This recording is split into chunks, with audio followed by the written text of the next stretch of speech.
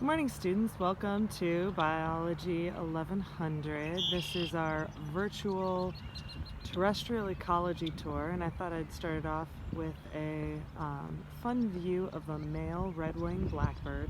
If you guys remember from your red-winged blackbird lab, one of the behaviors that you were looking to observe was that ocali call, and this male blackbird has been performing that call.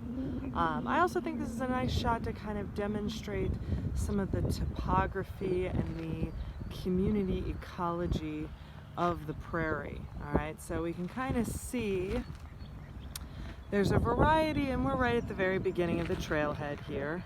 Alright, it's springtime, so a lot of the typical grasses and forbs that dominate the prairie, so you might see that on your lab report quiz. The two types of plants that dominate the Midwestern prairie are grasses and forbs.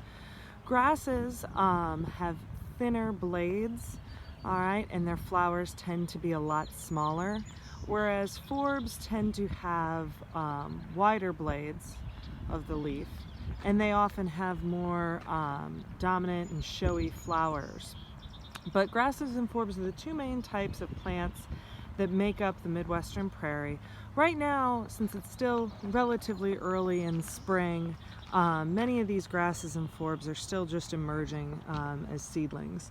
So we're not going to be able to identify a great diversity of terrestrial plants here in this community, but we can still discuss the role that those plants play, and we'll do that here in a minute.